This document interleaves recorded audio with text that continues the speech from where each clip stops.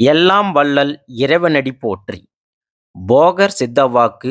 அன்பு சொந்தங்கள் அனைவருக்கும் வணக்கம். வாழ்க வளமுடன். இவ்வையகமும் செழிக்கட்டும், உங்களுடைய வாழ்க்கையும் செழிக்கட்டும் இறைவன் அருளால்.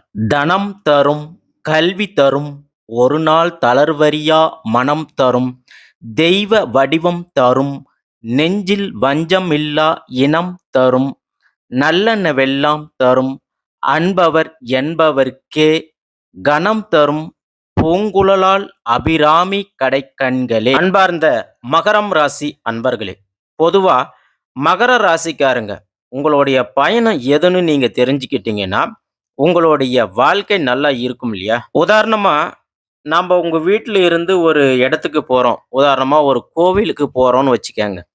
ஏதாவது ஒரு கோயிலுக்கு நீங்க போகணும்னு நினைக்கிறீங்க. அதாவது உங்க வீட்ல இருந்து உங்க கோயிலுக்கு போகணும்னு நினைக்கிறீங்க. ஒரு ஃபேமிலியோட போறீங்க.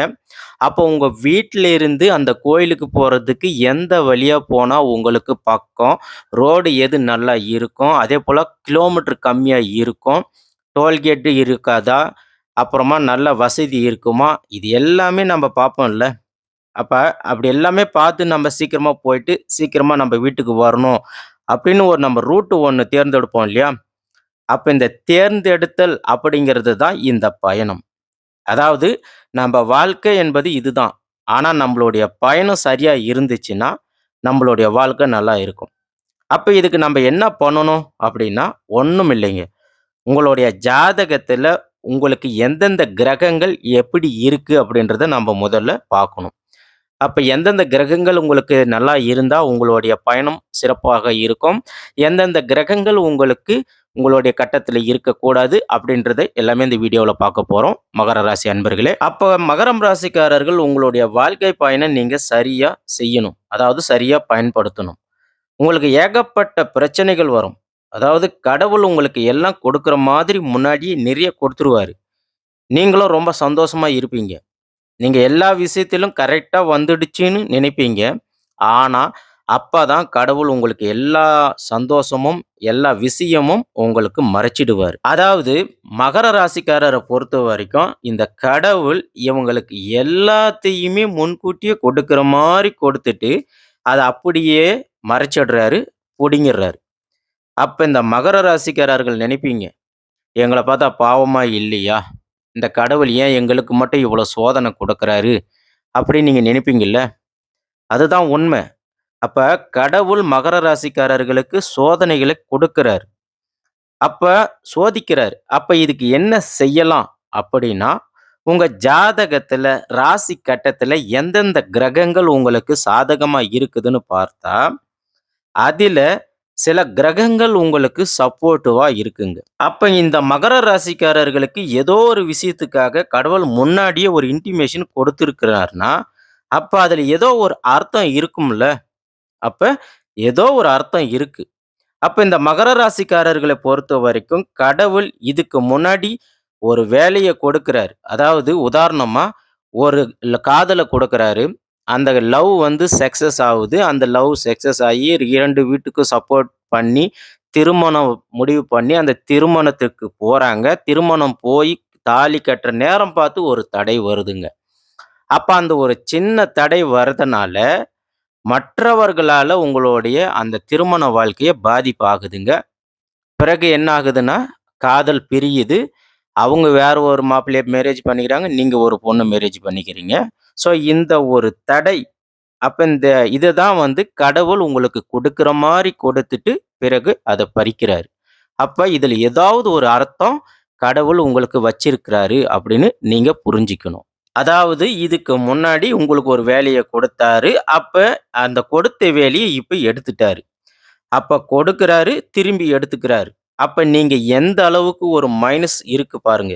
உங்களுக்கு எவ்வளவு ஒரு கஷ்டத்த குடுக்குறாரு பாருங்க. இதே போல தான் மகர ராசிக்காரர்கள் உங்களுடைய வாழ்க்கையில நிறைய விஷயத்துல இப்படிதான் வரும். அதாவது திருமணமாக இருக்கட்டும் இல்ல, எல்லாமே உங்க வாழ்க்கைய பொறுத்தவரைக்கும் இந்த மாரி நிறைய விஷயத்த நீங்க கண்டிப்பா பார்ப்பீங்க. இது வந்து போயிருக்கும். அப்ப மகர ராசிக்காரர்கள் இந்த பயணத்த நீங்க சரியா கொண்டு போக முடியாது. அப்ப என்ன செய்யணும் அப்படின்னா, நீங்க உங்களுக்கு எவ்வளவு சோதனைகளும், வேதனைகளும், கஷ்டங்களும் உங்க வாழ்க்கையில வந்தாலும் சரி, என்னால முடியல அப்படின்னு நீங்க தயவு செஞ்சு பின்னோக்கி மட்டும் வராதீங்க, போகக்கூடாது. இதுதான் மிக மிக முக்கியமான விஷயங்க மகர ராசி அன்பர்களே. எவ்வளவு கஷ்டம் வந்தாலும் சரி, அதை எதிர்த்து போராடுங்க. தயவு செஞ்சு பின்னாடி மட்டும் வராதீங்க. அடுத்ததா பாருங்க, மகர ராசிக்காரர்கள பொறுத்தவரைக்கும் 2 கிரகங்கள் உங்களுக்கு சப்போர்ட்டா இருக்குங்க. அதாவது ஃபர்ஸ்ட் எந்த கிரகம் உங்களுக்கு சப்போர்ட் பண்ணுது அப்படின்னு பார்த்தீங்கன்னா, அங்காரகன். அதாவது செவ்வாய் பகவான் உங்களுக்கு உங்க ராசியில உச்சம் பெற்று இருக்கிறாருங்க. அதனால உங்களுடைய நாடி, நரம்பு, புத்தி இது எல்லாத்திலயுமே ஒரே ஒரு முடிவோடு வாங்க. ஒரே ஒரு முடிவோடு இருங்க. அந்த முடிவ மட்டும் நீங்க மாத்திக்காதீங்க. அப்ப அந்த விஷயத்துல நீங்க சரியா இருந்தீங்கன்னா, கண்டிப்பா உங்களுக்கு தோல்விங்கிறது வராதுங்க. உங்கள நெறைய பேர் விமர்சனம் பண்ணுவாங்க. அந்த விமர்சனத்துக்குள்ள நீங்க பதிலே குடுக்காதீங்க. அதேபோல உங்களுக்கு தப்பான விமர்சனங்கள் இருந்தா, அத உங்கள திருத்திக் கொள்றதுக்கு ஒரு வாய்ப்ப நீங்க பயன்படுத்தி, அந்த வாய்ப்ப நீங்க சரி செஞ்சுக்கங்க. ஆனா, நீங்க சரி செஞ்சுக்கிறத மத்தவங்க கிட்ட சொல்லாதீங்க. அத நீங்க சரி செஞ்சிட்டாவே, உங்களுடைய வாழ்க்கையும் சக்சஸ் ஆகுங்க. நான் சொல்றது புரியுதுங்களா? அதாவது மத்தவங்க சொல்ற அறிவுரை, மத்தவங்க உங்கள விமர்சிக்கும்போது, இதுல சில மாற்றங்கள் நம்ப செஞ்சீங்கன்னா, நம்பளுடைய வாழ்க்கை கரெக்ட்டா இருக்கும் அப்படின்னு உங்களுக்கு சரின்னு பட்டுச்சுன்னா, நீங்க அத செய்யுங்க. அப்படி இல்லன்னா, நீங்க அத காதுலே வாங்கிக்காதீங்க. நாம ஏற்கனவே சொன்னது போல, மத்தவங்க சொன்ன விஷயம் உங்களுக்கு சரியா இருந்துச்சுன்னா, அத நீங்க ஏத்துக்கணும். அதேபோல உங்கள நீங்க மாத்திக்கணும். அதுவே மத்தவங்க சொன்ன விஷயம் கெட்ட விஷயமாக இருந்துச்சுன்னா, அத நீங்க உங்க காதிலே வாங்கிக்காதீங்க. ஏன்னா, உங்களுடைய நாடி, நரம்பு, புத்தி, உங்களுடைய எண்ணங்கள இது குழப்பிடும். அதாவது இந்த கெட்ட விஷயம் குழப்பி விட்டுரும். அதனால தான் உங்களுக்கு பல இடத்துல தர்ம சங்கடங்கள் வருதுங்க.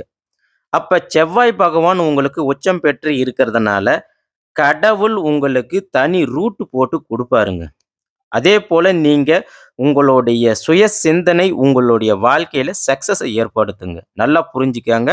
என்னைக்குமே உங்களுடைய சுய சிந்தனை உங்களுக்கு வாழ்க்கையில சக்சஸ மட்டும் ஏற்படுத்தும். ஆனா, அந்த சிந்தனை உங்களுக்கு மட்டும் இருக்கணுங்க மகர ராசி அன்பர்களே.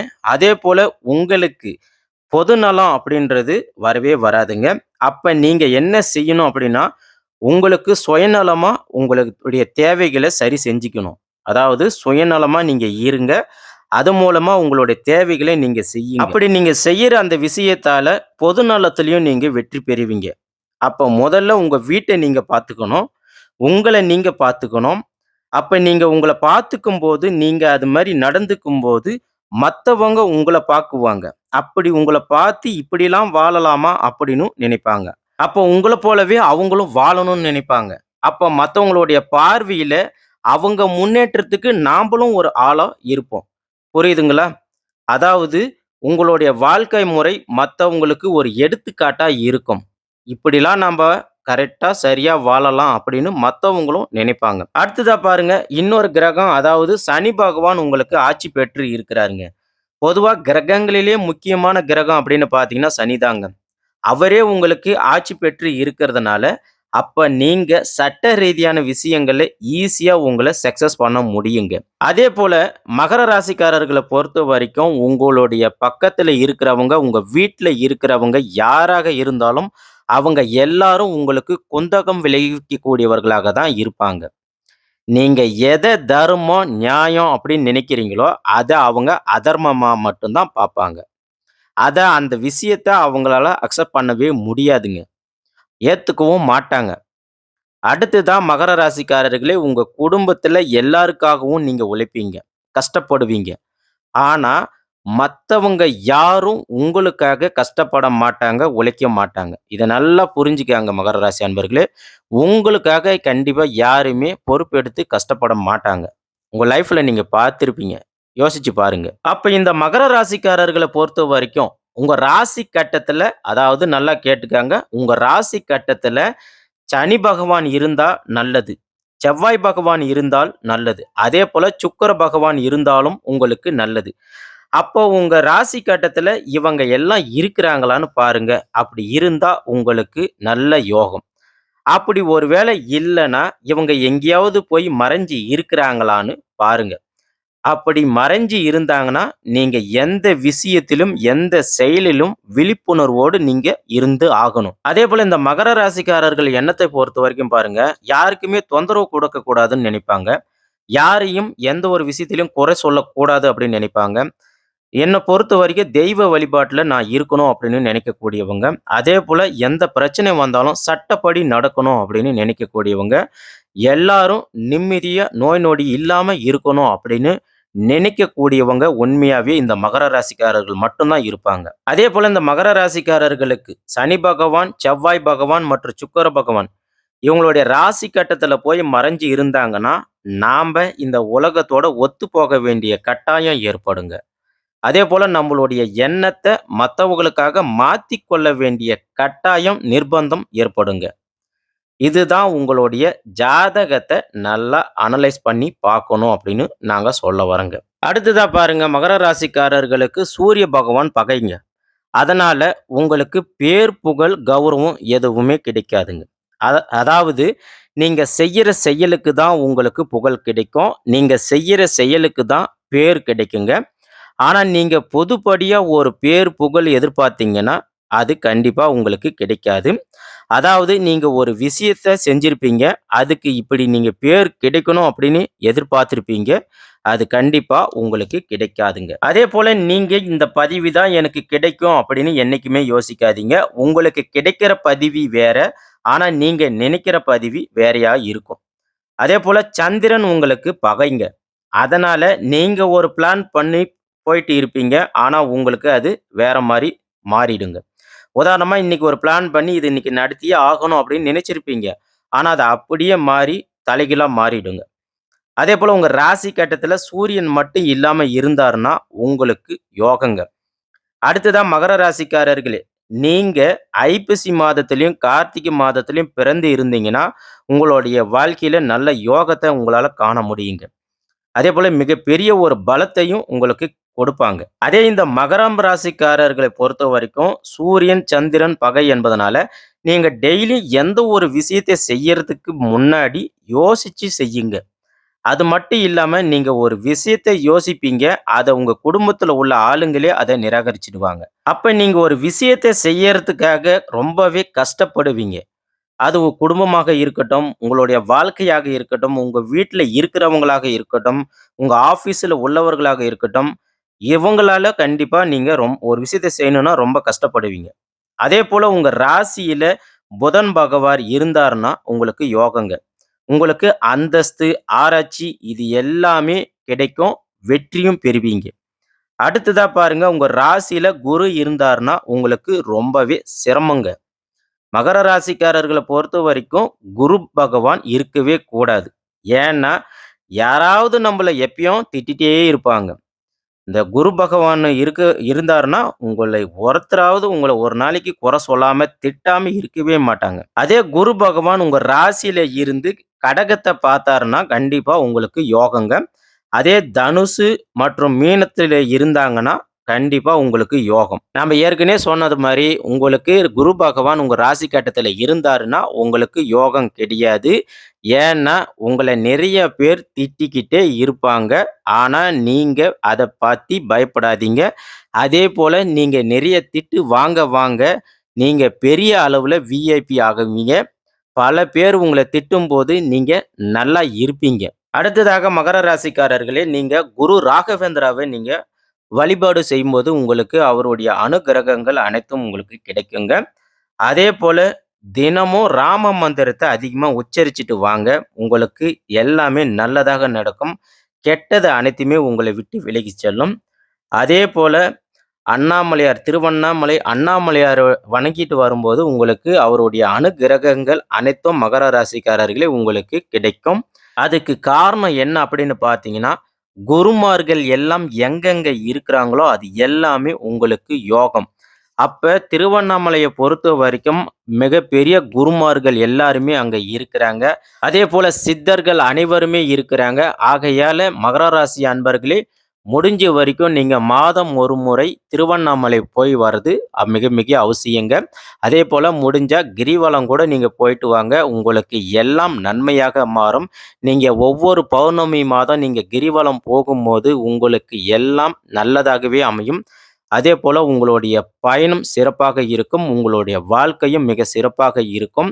நீங்க யாருடைய எந்த ஒரு விஷயத்திலும் தலையிடாம இருக்கிறது உங்களுக்கு நல்லதுங்க. ஏன்னா, நீங்க தலையிட்டா மத்தவங்களுக்கு பிடிக்கவே பிடிக்காது. அதேபோல மத்தவங்கள பொறுத்தவரைக்கும் உங்களுடைய பணம் தேவைப்படும், உங்களுடைய உழைப்பு தேவைப்படும், உங்களுடைய செயல்பாடுகள் எல்லாமே இவங்களுக்கு தேவைப்படும். ஆனா, உங்களுடைய தலையீடு அவங்களுக்கு பிடிக்கவே பிடிக்காது. அதேபோல மகர ராசிக்காரர்களே, நீங்க எந்த ஒரு நல்ல விஷயத்த நீங்க சொன்னாலும், அவங்க அத ஏத்துக்கவும் மாட்டாங்க. உங்க மேல பொறாம தான் படுவாங்க.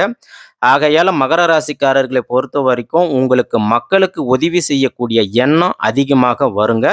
அதனால நீங்க அத வெளிப்படுத்தாதீங்க. அப்படி நீங்க வெளிப்படுத்தினாலும், அதன் மூலமாக உங்களுக்கு பலன் கிடையாதுங்க. அடுத்ததா நீங்க செய்ய வேண்டியது ஒண்ணே ஒண்ணு தாங்க. ஆன்மீகம் ஒன்று தான் உங்களுக்கு அடித்தளம். ஆகையால உங்களுடைய பயணம் சிறப்பாக இருக்க, உங்களுடைய வாழ்க்கை சிறப்பாக இருக்க, நீங்க ஆன்மீக வழியில மட்டும் போனா, கண்டிப்பா உங்களுக்கு சிறப்பாக இருக்கும். அதேபோல மகர ராசி அன்பர்களே, உங்க மேல ஒரு சின்னதா கருப்பு புள்ளி கூட வரக்கூடாது அப்படின்னு நினைக்கக்கூடியவங்க, ஒரு கெட்ட பேர் வரக்கூடாது அப்படின்னு நினைக்கக்கூடியவங்க, ஆனா உங்களுக்கு இந்த கருப்பு புள்ளி கெட்ட பேர் வருவதற்கு வாய்ப்புகள் இருக்கு.